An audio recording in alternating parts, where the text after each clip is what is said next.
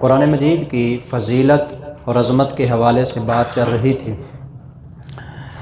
ایک روایت جو آج کے سبق میں ہم پڑھنے لگے ہیں، قرآن مجید پڑھنے کے بعد انسان کے اوپر جو رب کی عنایات ہوتی ہیں، ان عنایات کا تو ٹھکانہ ہی کوئی نہیں کہ جس محفل میں قرآن مجید کی تلاوت ہوتی ہے،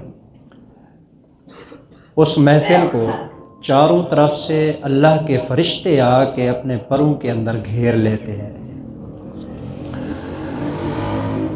اس کے ساتھ رمضان کا مہینہ آ جائے، اس کے اندر بندہ تلاوت کرے، اس کی عظمت اور مزید بڑھ جاتی ہے۔ اس کے ساتھ جس وقت بندہ قرآن مجید پڑھ کے فارغ ہوتا ہے نا، آج کے سبق میں جو اصل بات ہے جو بتانے والی ہے وہ یہ ہے کہ قرآن مجید پڑھنے کے بعد جو دعا مانگی جاتی ہے نا، اللہ اس انسان کی دعا کو رد نہیں فرماتے، کیونکہ اس امت کی سب سے بڑی جو نیکی ہے نا فرائض اور واجبات کے بعد، وہ ہے قرآن مجید کی تلاوت۔ اس لیے قرآن مجید کی تلاوت کے بعد جو دعا کی جاتی ہے اس کے اندر قبولیت کے چانس بہت زیادہ ہوتے ہیں۔ یہ ویسے بات میں نے آپ کے سامنے ذکر کی ہے کہ رمضان کا مہینہ ہو، قرآن مجید کی تلاوت کی ہوئی ہو، مسجد کے اندر بندہ بیٹھا ہو، باوضو ہو، اچھے ارادے اور نیت کے ساتھ ہو، یہ ساری چیزیں اپنی جگہ پر ہیں، اللہ دعا قبول کرتا ہے ان تمام حالات کے اندر۔ لیکن اگر کوئی بندہ جنگل میں بھی ہو نا، وضو نہیں کیا ہوا، حتیٰ کہ اس کے اوپر غسل بھی واجب ہو چکا ہے، نہانے کے لیے پانی نہیں ہے، اس نے نماز بھی نہیں پڑھی، اس نے قرآن کی تلاوت بھی نہیں کی، کوئی بھی کام اس نے نیکی کا نہیں کیا، لیکن جب یہاں دل اپنا رب کی طرف متوجہ کر کے اللہ سے دعا مانگتا ہے نا، اس کے ہاتھ چہرے پر بعد میں پھرتے ہیں، اللہ اس کی تقدیر کا فیصلہ پہلے فرما دیتے ہیں۔ یہ نبی کریم صلی اللہ علیہ وسلم کا فرمان عالی شان ہے۔ آپ علیہ الصلوۃ والسلام نے فرمایا، حضرت سلمان رضی اللہ عنہ راوی ہیں کہ ان ربکم حیی کریم، تمہارا جو رب ہے نا انتہائی شرمیلا ہے، انتہائی حیادار ہے، آخری درجے کا جیسے کوئی حیادار نہیں ہوتا، اللہ انتہائی حیادار ہے جی۔ کریم، کائنات میں جتنے بھی سخی ہیں نا ان میں سب سے بڑے درجے کا سخی ہے۔ اس کی سخاوت دیکھیں نا، جو لوگ اس کو نہیں مانتے کافر ہیں، ملحد ہیں، کہتے ہیں سرے سے خدا ہے ہی نہیں، محروم ان کو بھی نہیں کرتا، ان کو بھی نوازتا ہے۔ اس کی سخاوت کے کیا کہنے ہیں؟ تو آپ نے فرمایا کہ تمہارا رب انتہائی حیادار بھی ہے اور سخی بھی ہے، یستحیی من عبدہ اذا رفع یدیہ، جب کوئی بندہ اس کی طرف اپنے ہاتھ بلند کرتا ہے نا، اس کے ہاتھوں کو خالی واپس کرتے ہوئے اللہ کو حیا آتی ہے، اس کو خالی نہیں بھیجتا، کوئی نہ کوئی چیز اس کو عطا کر ہی دیتا ہے۔ اتنی ساری بات تھی جو میں نے آج آپ کو بتانی تھی، لیکن آج ہمارے ہاں ایک پتہ نہیں کیا کہاں سے یہ سسٹم آیا ہے، مجھے نہیں پتا، میں کافی غور کرتا رہا اس کے اوپر، اس کی کیا وجہ ہوگی۔ ایک آدمی گناہ گار ہے نا، وہ پورا سال گناہوں کے اندر لگا رہے گا، ہاں اس نے اگر توبہ کرنی ہے نا، رب سے کوئی چیز مانگنی ہے، وہ شب برات کا انتظار کرے گا، شب برات آئے گی تو توبہ کریں گے، شب برات آئے گی تو دعا مانگیں گے، شب برات آئے گی تو یہ کریں گے، یہ کریں گے۔ میرے بھائی، ایک انسان جو اپنے دل کی گہرائیوں سے دعا مانگتا ہے نا، اس کی ہر رات ہی شب برات ہے، اس کی ہر رات ہی لیلۃ القدر کی رات ہے۔ 70 سال کا ایک انسان گناہ گار ہو نا، کسی بھی رات کے اندر، وہ لیلۃ القدر بھی نہیں، شب برات بھی نہیں، رمضان کی رات بھی نہیں، محرم کی رات بھی نہیں، کوئی مخصوص رات نہیں ہے، عام راتوں میں سے ایک رات ہے جی، اس کے اندر وہ رات کو تنہائی کے اندر بیٹھ کے اپنے رب کو کہتا ہے، یا اللہ 70 سال ہو گئے ہیں نافرمانیاں کرتے کرتے، شرم آتی ہے اب تو تیری زمین کے اوپر چلتے ہوئے، یا اللہ تو مجھے معاف کر دے۔ یقین کریں چاہے وہ کوئی بھی رات ہے، جب بندے نے اتنا کہا نا، یا اللہ مجھے معاف کر دے، اگر سچے دل سے کہہ رہا ہے، اللہ اس کی زندگی کے سارے گناہ معاف کر دیتا ہے۔ یہ اللہ کا وعدہ ہے، میں نہیں کہہ رہا۔ نبی کریم صلی اللہ علیہ وسلم نے فرمایا التائب من الذنب کمن لا ذنب لہ، آپ نے فرمایا کہ جو گناہ گار بندہ گناہوں سے توبہ کرتا ہے، اللہ اس کو یوں پاک کر دیتا ہے گویا کہ اس نے زندگی میں کبھی کوئی گناہ کیا ہی نہیں تھا۔ یہ اللہ کا وعدہ ہو گیا۔ تو یہ مخصوص قسم کی جو راتیں ہوتی ہیں، اسی کے اندر ہی بندہ لگا رہے کہ یہ آئیں گی تو یہ کام کریں گے، اللہ تعالیٰ کو کہیں گے، رزق مانگنا ہو تو شب برات، شادی کی اللہ کے سامنے درخواست پیش کرنی ہو تو بھی شب برات، اسی طرح اور کوئی چیز مانگنی ہے تو شب برات کا انتظار ہو رہا ہے۔ یہ کہاں لکھا ہوا ہے؟ کس نے کہا ہے؟ بخاری اور مسلم شریف کے اندر روایت آتی ہے، نبی کریم صلی اللہ علیہ وسلم نے ارشاد فرمایا ہر رات اللہ دنیا والے آسمان پہ آ جاتا ہے، ہر رات اللہ آسمان دنیا پہ آ جاتا ہے اور پوچھتا ہے حل من مستغفر فاغفر لہ، کوئی ہے مجھ سے معافی مانگنے والا، میں اللہ اس کے سارے گناہ معاف کرنے کے لیے تیار ہوں۔ ہر رات، شب برات نہیں، صرف شب قدر نہیں، کوئی مخصوص رات نہیں، ہر رات کی بات ہے کوئی حل من مسترزق فارزقہ، ہے کوئی مجھ سے رزق مانگنے والا میں اس کو رزق دوں، حل من مستشفین، ہے کوئی مجھ سے شفا مانگنے والا میں اس کو شفا دوں۔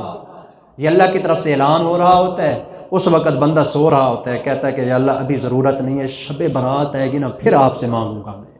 کیسی عجیب بات نہیں؟ تو اس لیے اس سے تھوڑا اپنے آپ کو بدلنا چاہیے۔ ہر رات ہی اہم رات ہوتی ہے جی، خاص طور پر یہ جو شب برات کے بارے میں اتنی ساری فضیلتیں بیان کی جاتی ہیں، اس میں یہ بھی ہوتا ہے، اس میں یہ بھی ہوتا ہے، اس میں یہ بھی ہوتا ہے، اس میں یہ بھی ہوتا ہے، کچھ بھی نہیں ہوتا۔ کس نے کہا ہے کہ یہ ہوتا ہے اور یہ ہوتا ہے؟ سوائے لیلۃ القدر کے اور کسی رات کی یہ فضیلت نہیں ہے۔ قرآن مجید کی جو آیات پیش کرتے ہیں نا لوگ، وہ ساری کی ساری لیلۃ القدر کے بارے میں ہے، جو رمضان المبارک کے اندر ہوتی ہے۔ انا انزلناہ فی لیلۃ مبارکۃ انا کنا منذرین فیہا یفرق کل امر حکیم، اس کے اندر تمام قسم کے فیصلے ہوتے ہیں، رزق کے فیصلے ہوتے ہیں، زندگی کے فیصلے ہوتے ہیں، سارے فیصلے وہاں پر ہوتے ہیں جی۔ یہ پتہ نہیں شب برات کہاں سے؟ شب برات نام ہی غلط ہے جی۔ شب کا معنی رات ہوتا ہے، عربی زبان کے اندر رات لیلہ کے کہتے ہیں، لیلہ رات اس معنی میں آتا ہے۔ شب تو فارسی زبان کا لفظ ہے جی، فارسی زبان ایران میں بولی جاتی ہے، اور ایران میں جو رہتے ہیں نا وہ رہتے ہیں جو دشمنان صحابہ ہیں، یہ ان کی طرف سے آئی ہوئی ساری چیزیں ہوتی ہیں۔ پتہ نہیں کہاں سے انہوں نے لوگوں نے لی ہیں، اور اسی رات قبرستان میں جا کے دیکھیں وہ قبرستان بھرا ہوا ہے جی، اس رات قبرستان میں جا رہے ہیں۔ کس نے کہا ہے قبرستان جانا؟ اگر نبی کریم صلی اللہ علیہ وسلم ایک مرتبہ پوری زندگی میں صرف ایک مرتبہ قبرستان گئے ہیں جی، جمعرات ہر جمعرات جاتے تھے جی، صرف شب برات یاد ہوتی ہے، ہر جمعرات جو رسول اللہ صلی اللہ علیہ وسلم قبرستان جاتے ہیں، ہر جمعرات کیوں نہیں جاتا بندہ جی؟ اور شب برات جانے والی روایت آخری درجے کی کمزور ہے جی، اور جمعرات اور ہر ہفتے کے اندر آپ نے اسلام کا ایک دفعہ جانا، یہ تمام حدیثوں سے ثابت ہے جی۔ اپنی خواہشات کو پورا کرنے کا نام دین نہیں ہے، دین نبی کریم صلی اللہ علیہ وسلم کی سنت کو پورا کرنے کا نام ہے۔ تو یہ جتنی بھی اس کے اندر روایات پیش کی جاتی ہیں نا، یہ ساری کمزور درجے کی روایات ہیں، ان میں سے کچھ بھی نہیں ہوتا کہ آپ کوئی بندہ یہ کہے کہ میں اس رات مانگوں گا تو یہ ہو جائے گا۔ رب نے فیصلہ کرنا ہے تو وہ ہفتے کی رات بھی فیصلہ کر سکتا ہے، اس کے اندر کوئی بات نہیں ہے کہ اس رات میں مانگیں گے تو یہ ہوگا، اس میں مانگیں گے تو یہ ہوگا۔ ہاں اگر کوئی انفرادی طور پر عبادت کرنا چاہتا ہے، زیادہ سے زیادہ نفلی عبادت ہے کرے، کس نے منع کیا ہے؟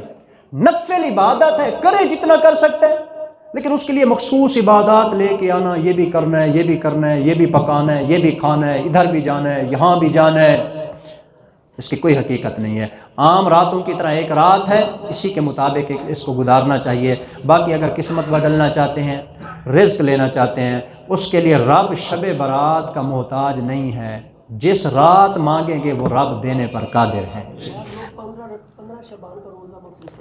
کوئی روزہ بھی اسی طرح ہی ہے جی، خاص اس دن کا جو روزہ ہے نا جی، 15 کا روزہ، آج 14 ہے جی، آج رات یہ شب برات منائی جائے گی جی، عام طور پر جو لوگ مناتے ہیں اس کے اندر عبادات وغیرہ کریں گے، جنہوں نے پورے سال میں کبھی مسجد کا منہ بھی نہیں دیکھا نا، وہ بھی اس رات کے اندر تہجد پڑھیں گے۔ تماشا نہیں ہے یعنی اللہ تعالیٰ کے ساتھ اس قسم کا دھوکہ ہے جی، پورا سال نماز فرض نہیں پڑھنی اور اس رات کے اندر آ کے تہجد شروع کر دینی ہے جی کہ اللہ تعالیٰ یہ دیکھ کے نا ویسے ہی معاف کر دے گا، پھر شب برات اور 15ویں شعبان گزار کے 16ویں سے پہلے کی طرح ہو جائیں گے، پھر وہی حالت ہے۔ یہ اللہ تعالیٰ کے ساتھ دھوکہ نہیں چلتا، یہ دین اس چیز کا نام نہیں ہے۔ جس طرح نمازوں میں سے کوئی نماز مخصوص نہیں ہے جی، اسی طرح اس کا روزہ بھی نہیں ہے۔ زیادہ سے زیادہ یہ ہے کہ آپ علیہ الصلوۃ والسلام کی سنت ادا کرنی ہے نا، آپ ہر مہینے میں 3 روزے رکھتے ہیں جی، 13، 14، 15 کا۔ اس نیت کے ساتھ اگر کوئی بندہ 3 روزے رکھنا چاہتا ہے، سنت بھی ہے، اس کے اوپر عمل کر لے جی، لیکن نہیں، اس کے اندر بہت کم لوگ جائیں گے کیونکہ وہ 3 رکھنے پڑیں گے جی۔ ایک والا کام ٹھیک ہے جی کہ ایک رکھیں اور باقی سارے کام جو ہے نا اسی ایک کے اندر ہو جائیں۔ تو یہ بھائی یہ دنیا کا جو راستہ ہوتا ہے نا، یہ دنیاوی راستہ نہیں ہے کہ بندہ اس میں سے شارٹ کٹ مارتا رہے جی، یہ اسلام ہے، اس مکمل اسلام کے اوپر عمل کرنا پڑتا ہے، تب جا کے یہ اللہ راضی ہوتا ہے۔ تو اس لیے عام روٹین کے مطابق ایک رات ہے، اسی کے مطابق اس کو گزارا جائے۔ اتنا زیادہ اس کے اوپر ہلہ گلہ کرنا، چراغاں کرنا، حلوے پکانا، چلو یہ بھی یار کوئی باتیں سمجھ آتی ہیں، بندہ عبادت کرے، کوئی اللہ اللہ کرے، ذکر اذکار کرے، یہ پٹاخے کہاں سے آ گئے؟ پوری کالونی کو سر پہ اٹھایا ہوا ہوتا ہے بچوں نے، تماشا بنایا ہوا ہوتا ہے، نہ بدبخت خود سوتے ہیں نہ دوسروں کو سونے دیتے ہیں جی، اور ماں باپ بھی کہتے ہیں چلو کوئی نہیں، قیامت والے دن ان پیسوں کا حساب کتاب ہوگا۔ بچوں کو جو پیسے دیے نا پٹاخوں کے لیے کہ دوسروں کی نیند بھی خراب کریں، پیسہ بھی برباد کریں، قیامت والے دن اس کا حساب کتاب ہوگا۔ اس وقت پتہ چلے گا کہ ٹھیک ہے والا کام نہیں تھا۔ اللہ اور اس کے رسول کے احکام کے مطابق زندگی گزارنا یہ ہم سب کے ذمہ فرض میں شامل ہے۔ اس کے مطابق چلیں گے تو کام بنے گا، نہیں تو نہیں بنے گا۔ اللہ عمل کرنے کی توفیق عطا فرمائے۔ وما علینا الا البلاغ المبین۔ الحمدللہ رب العالمین۔